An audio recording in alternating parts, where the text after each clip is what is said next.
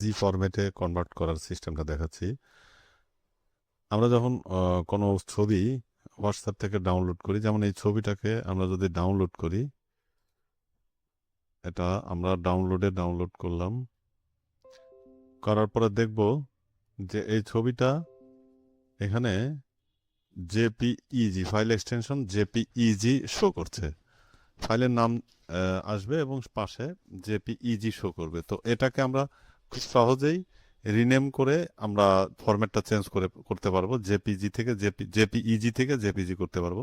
যেমন right button click করে একদম নিচে আমরা রিনেম একটা অপশন পাবো।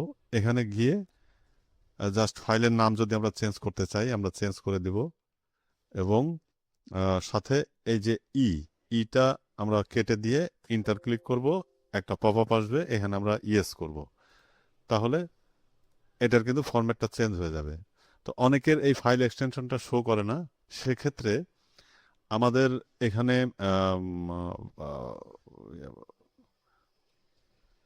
মেনু বার আছে। মেনু বার থেকে আমরা এক্সটেনশন দেখার জন্য কিছুটা চেঞ্জ করে নেব, কারণ মেনুবারে যদি রিবনগুলো শো না করে তাহলে এখানে ক্লিক করলে রিবনটা শো করবে। তো আমরা এখন এই মেনুবার থেকে হোম, শেয়ার, ভিউতে ক্লিক করব।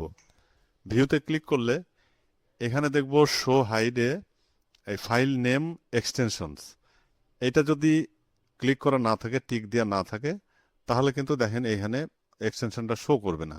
এখন আপনি যদি এটা রিনেম করতে চান, সেটা রিনেমের শুধু নামটা রিনেম করতে পারবেন, এক্সটেনশনটা রিনেম করতে পারবেন না। তো সেক্ষেত্রে এখানে টিকটা দিয়ে দিতে হবে। দিয়ে তারপরে এখান থেকে আপনারা খুব সহজেই ফাইল এক্সটেনশন অথবা ফাইলের ফরম্যাটটা চেঞ্জ করে নিতে পারবেন। ধন্যবাদ।